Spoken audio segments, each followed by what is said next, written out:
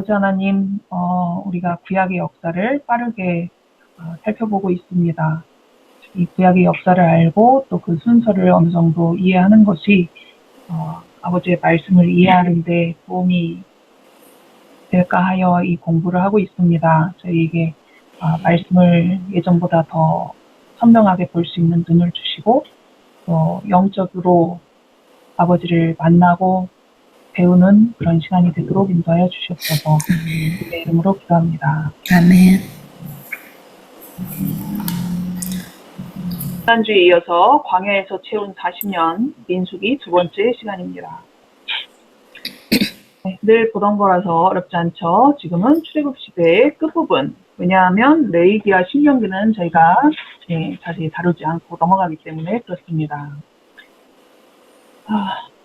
네, 요만큼의 지도만 있으면은 충분하지는 않지만 대부분 이 지도 안에 해결이 돼요. 사실은 이 유프라테스 강 유역의 어떤 지역도 오늘 잠깐 등장을 합니다. 하지만 거기는 한두 번만 이제 언급이 되는 부분이라서 제가 주요 지도만 이제 표시를 해놨고요. 자, 지난주에 보여드렸던 부분인데 지난주에 했던 거를 이렇게 표시해봤더니 그렇게 많지가 않더라고요. 이것만 하진 않았는데 제가 다 여기다 적어놓지 않아서 그렇게 됐습니다. 예, 표지사님 드디어 들어오셨습니다. 환영해요. 네. 예, 지난주에 보셨던 지도니까 따로 설명을 하지 않을게요. 그래서 시내산에서 민수기 10장 10절 일부분까지 이제 내용이 나와 있고, 그리고 가데스 바네아 인근 요 둘 근처에서 거의 38년을 이제 지낸 거잖아요. 그리고 이제 요단강 오른쪽에 모압 평지까지 도착하는 내용이, 모압 평지에서 일어난 내용이 이제 민수기의 끝부분에 해당되겠습니다. 지난주에 우리가 요만큼은 공부를 했어요. 예, 그래서 오늘은 물이 없어서 불평하는 내용부터 한번, 사실 이 내용 말고도 조금 더 있지만 그렇습니다. 자, 오늘 시작하는 내용은 민수기 20장 첫 부분이에요. 그런데 그때가 이 이스라엘의 새로운 달력으로 봤을 때 40년 1월입니다. 그런데 광야 생활을 몇 년 했죠? 40년을 했잖아요. 그런데 지금 40년 1월이면은 이제 이 해만 잘 보내면 이제 진짜 끝나는 그런 게 된 거잖아요. 자, 그런데 1월에 신광야라고 했는데 영어로는 이름이 다릅니다. 진광야. 신광야는 그 광야 생활 초반에 거쳐간 지역이 있어요. 근데 한글로는 둘 다 신광야라고 나와가지고 헷갈릴 수 있지만 영어로는 앞에 거쳐온 데는 신광야고 지금 도착한 곳은 진광야입니다. 여하튼 이곳에서 미리암이 죽습니다. 뭐 중간에 안 좋은 일이 있긴 했지만 그럼에도 불구하고 모세가 또 성품도 좋았고 이 자신의 아기 시절에 또 이 누나 덕을 또 보기도 했잖아요. 그런 여러 가지 이유로 또 가족이 죽는다는 건 사실 항상 힘들잖아요. 그런 상황이었고 그리고 40년 11월에 신명기가 시작이 돼요. 그러니까 나머지의 민수기 부분은 한 10개월 정도 되는 거죠. 자, 그거를 놓고 오늘 10개월 정도만 보면 되는 거예요. 그런데 가데스에서 물이 없어서 백성들이 불평을 합니다. 아니, 광야 생활하면서 물 문제가 뭐 처음은 아니잖아요. 그리고 이제 40년째인데 아이고 물이 없네? 그럼 하나님이 또 해결해 주시겠지. 이 정도는 될 수 있을 것 같은데 불평을 해요.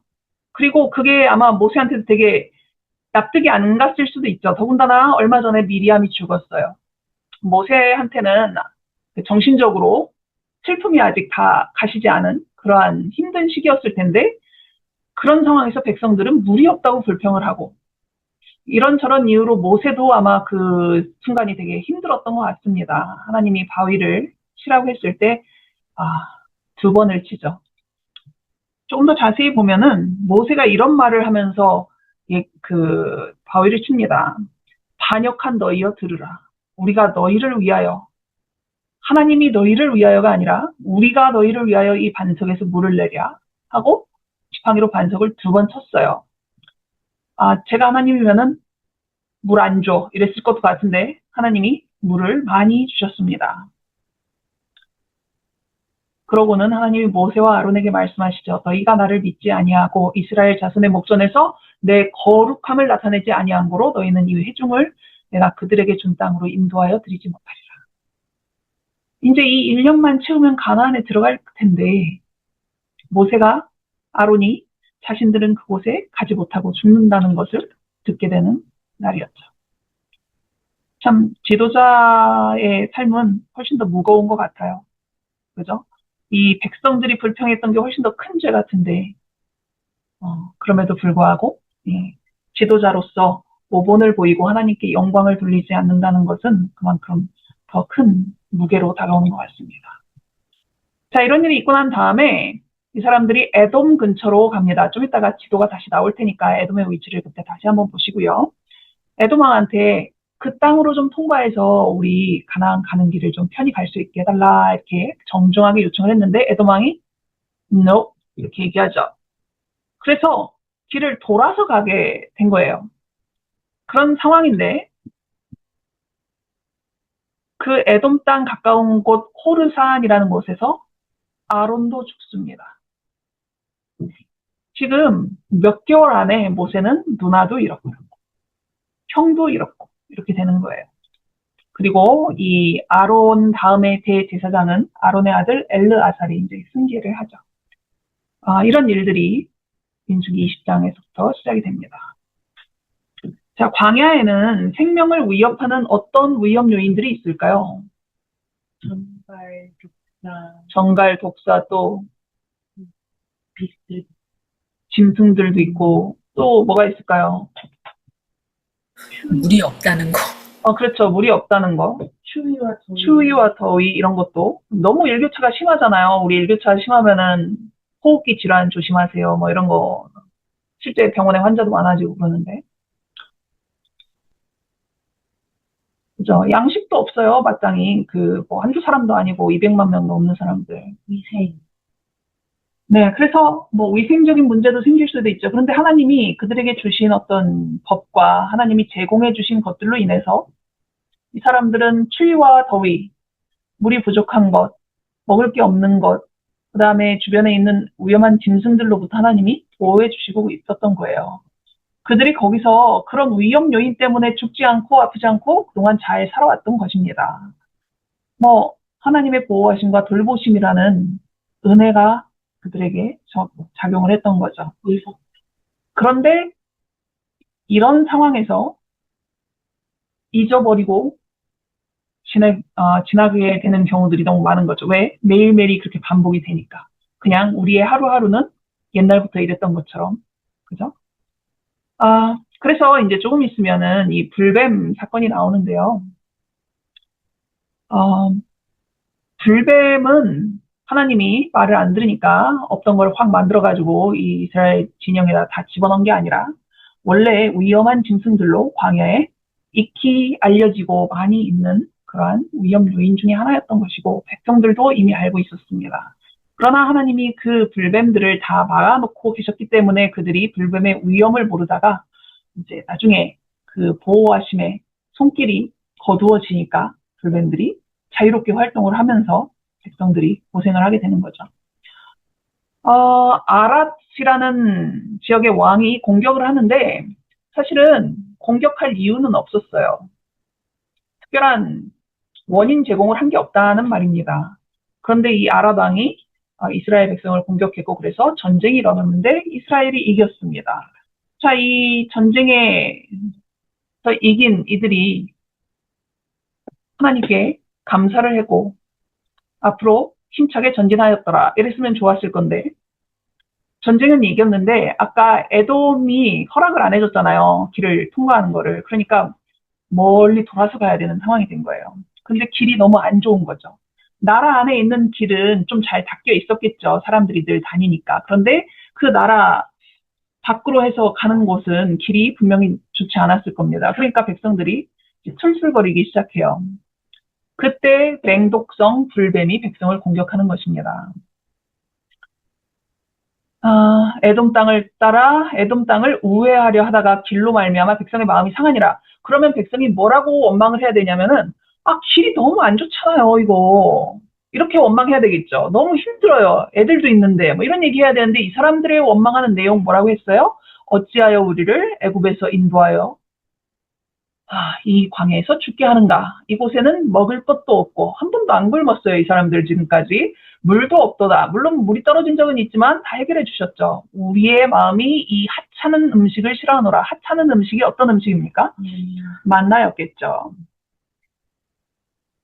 그거 먹고 지금까지 한 번도 안 아프고, 그죠? 잘 살아왔는데 갑자기 이제 불평이 솟아나기 시작하면서 별별 것들이, 불평의 진짜 내용은 사실 길 얘기만 해도 돼요. 그잖아요. 그건 힘드니까 힘든 거로 인정해 줄 수 있어. 그런데 모든 것을 하나님이 공급해 주셨는데 그 공급해 주신 것을 부정하거나 아니면은 되게 얕잡아 보는 그런 표현들을 써가면서 원망을 합니다.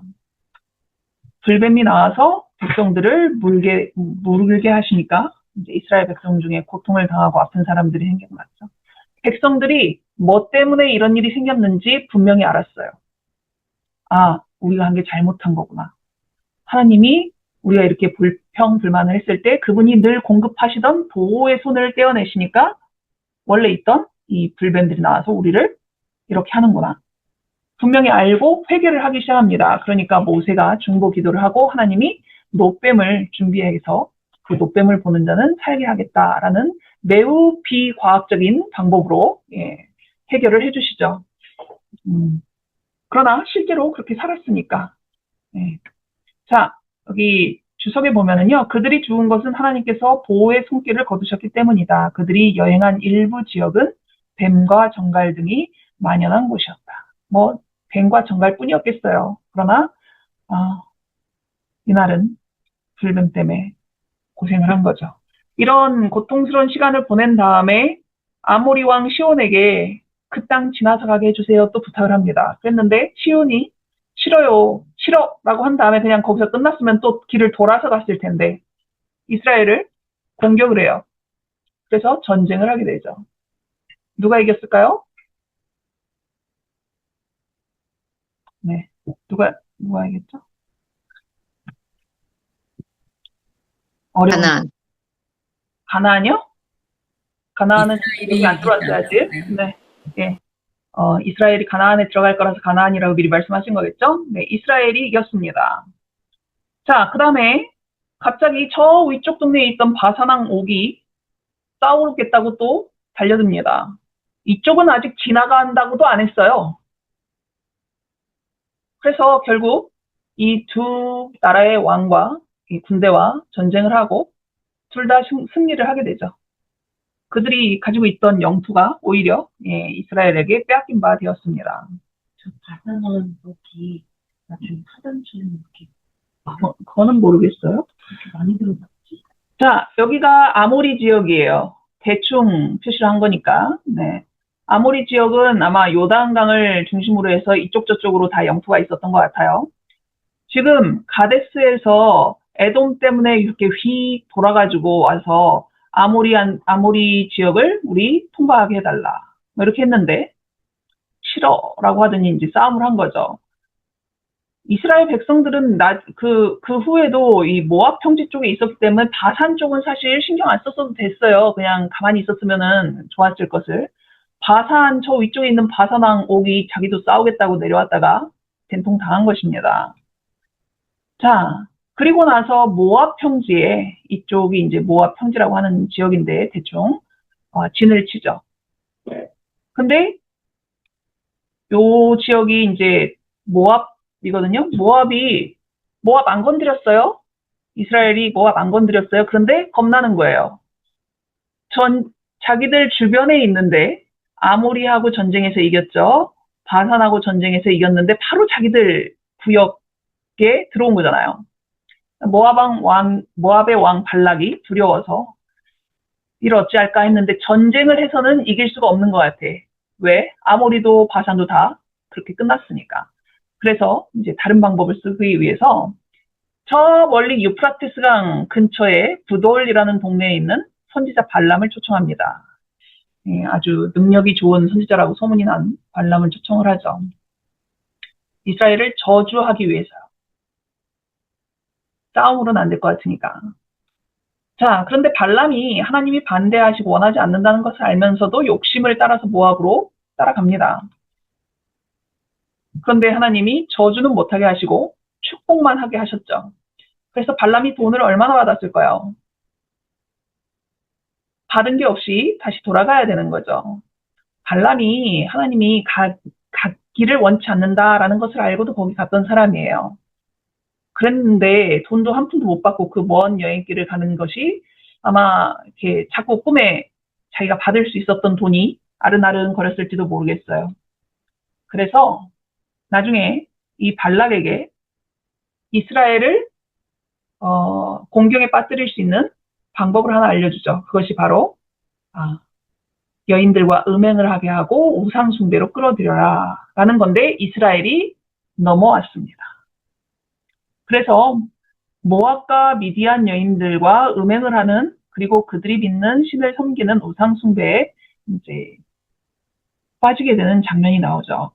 근데 미디안은 언제 등장했던 이름입니까? 미디안. 모세의 그 장인, 맞아요. 드로가 시기로 봤을 때 이쯤이었거든요.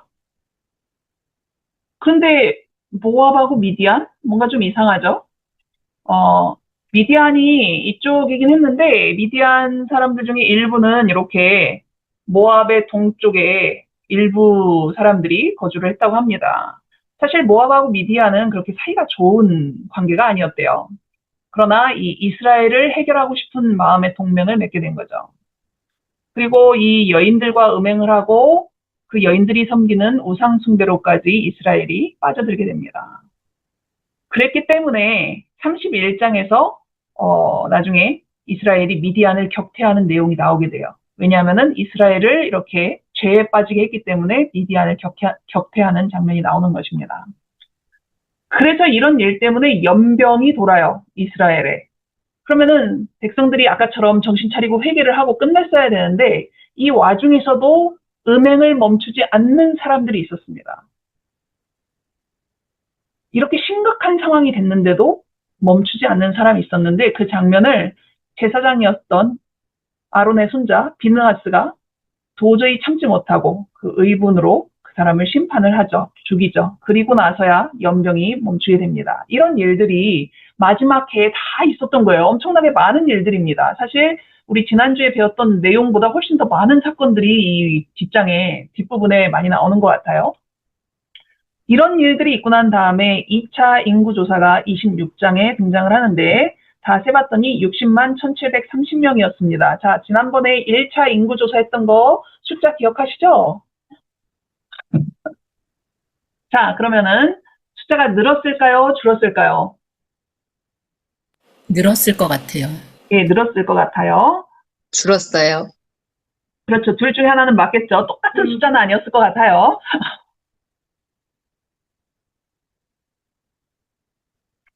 창세기가 끝나고 출애굽기가 시작되는 부분까지 해서 인구가 엄청나게 증가를 한 거잖아요.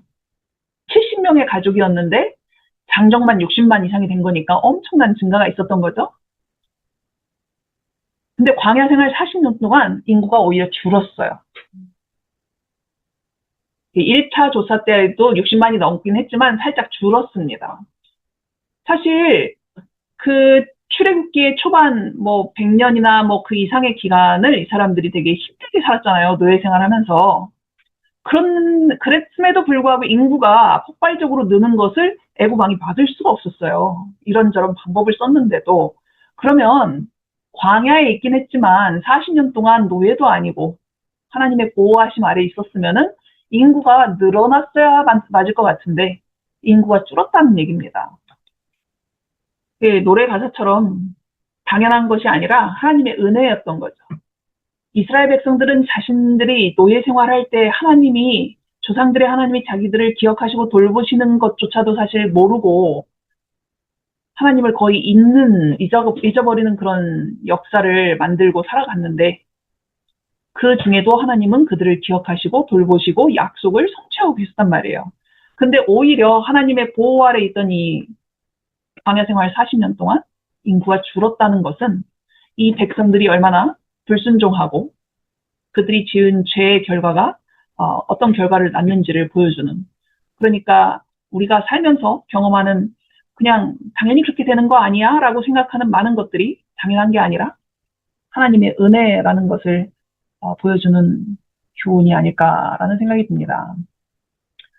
자, 이제 그들은 모압 평지에 이르렀는데, 자, 아까 위치 기억나시죠? 아모리, 바산, 그 밑에 모압이 있었고 옆에 미디안이 있었고 뭐 이런 것들. 네. 자, 전쟁에서 이겨서 땅이 이만큼이 생겼잖아요.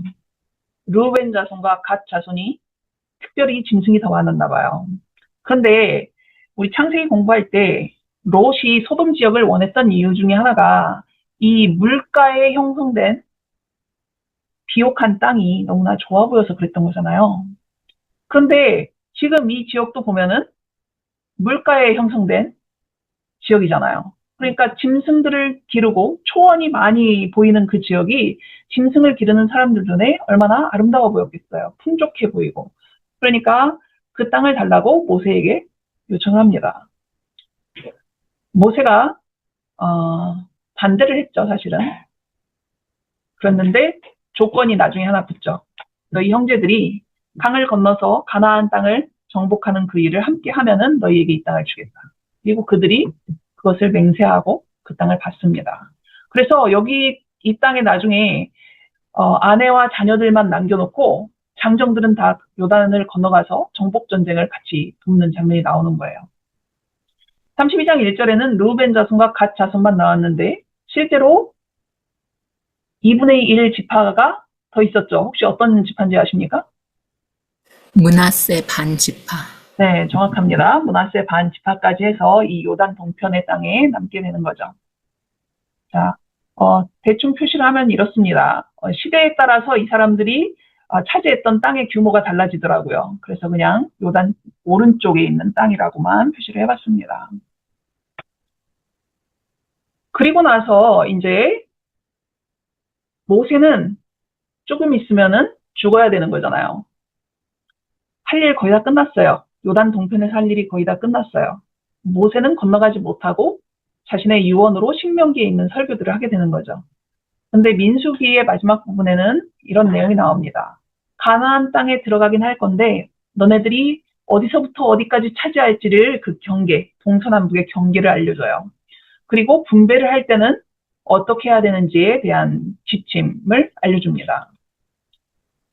좀 아까 얘기한 것처럼 르우벤, 갓, 므낫세 반 지파는 요단 동쪽에 땅을 차지하게 되고요. 그리고 레위인들은 땅을 받지는 못하지만 이 사람들도 가족이 있고 가축이 있고 하니까 성읍을 줍니다. 그리고 성읍 주변에 초장을 얼만큼씩 줘야 되는 그러한 이제 규칙이 생기죠. 그래서 그런 것들을 어떻게 해야 되는지 알려주고 그 레위인에게 준 성읍들 중에 6개는 도피성을 만드는데 요단 동편에 3개, 요단 서편에 3개 이렇게 6개의 도피성을 만들라라는 이제 그 법을 백성들에게 가르치죠. 물론 민수기에는 이런 사건들 외에도 예전에 가르쳤던 그런 율법이나 아니면 새로운 율법들이 중간중간에 계속 들어가 있어요. 여러 가지 내용이 있긴 합니다. 우리는 지금 사건 중심으로 가기 때문에 그런 것들을 다 보지 않았던 거고요. 제가 가지고 있는 2개의 주석을 보니까 이렇게 설명을 해줍니다. 민수기의 주된 목표는 여호와의 모든 거룩하심과 위엄과 그의 택하신 백성을 돌보심 등을 통하여 그분을 최고의 하나님으로 높이는 데 있다. 자, 다른 주석에는 이렇게 나와 있습니다. 하나님의 백성이 약속의 땅에 들어가기 위해서는 무엇보다 하나님의 약속을 신뢰하면서 믿음으로, 인내로, 순종으로 행해야 한다는 것이 민수기의 대주제이다. 그들은 40년 동안 이거를 배워야 했는데 40년째에도 그들이 불평하고 원망하는 모습이 있었을 때 참 버리고 싶었겠다라는 생각이 저 같은 성격에서는 들었을 것 같아요. 그런데 하나님은 그럼에도 불구하고 이들을 데리고 가나안까지 들어가시죠. 자, 이제 다시 볼까요? 순서대로 한번.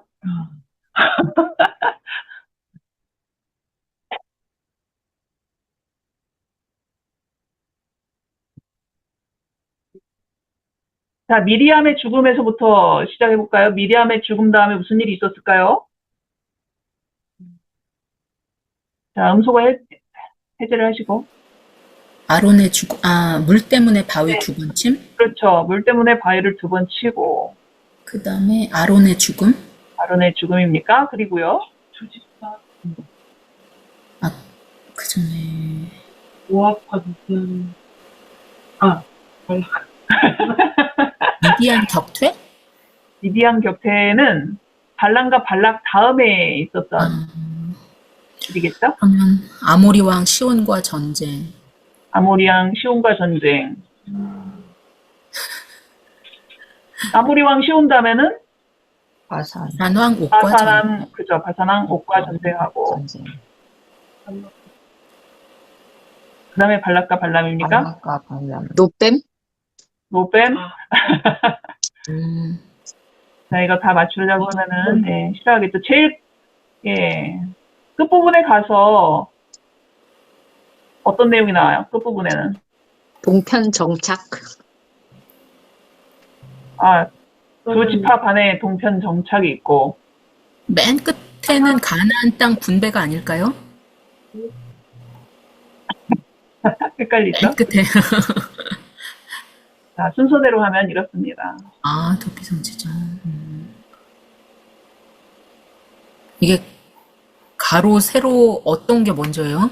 이렇게 가로로. 아, 자, 오늘은 미리암의 죽음, 물 때문에 바위를 2번 치고, 아론이 죽고, 불뱀이 나오고, 아모리 왕 시온, 바산왕 옥, 모압 평지에 도착한 다음에 발락이 불안해서 발람 불러오고, 발람이 알려준 계략으로 모압과 미디안과의 음행 사건이 생겼고, 그 일이 있은 후에 2차 인구조사, 그리고 미디안이 여기에 끼어들었기 때문에 미디안을 격퇴를 하고, 두 지파 반의 동편 정착, 가나안 땅 분배, 아직 차지하지도 못한 가나안 땅을 모세가 이렇게 분배해라 라고 알려주고, 레위인에게 성읍을 이렇게 줘라.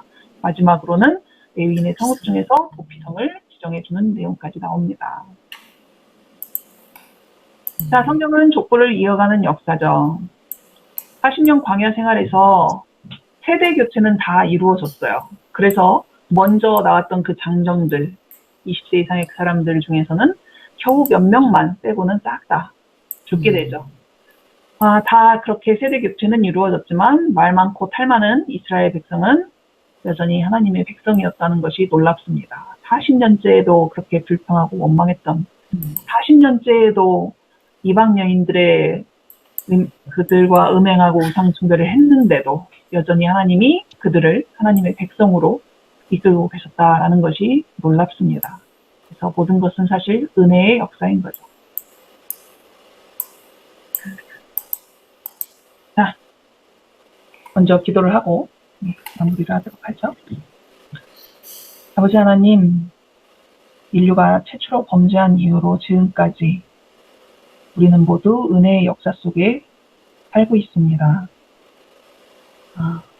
그들의 불평과 반역과 원망을 답답하게 생각할 때도 있지만 그들과 다르지 않은 우리를 또 보게도 됩니다. 말씀 앞에 겸손하게 하여 주시고 이 말씀을 통해 우리가 배워야 할 것을 제대로 배울 수 있도록 지혜를 허락하여 주시옵소서.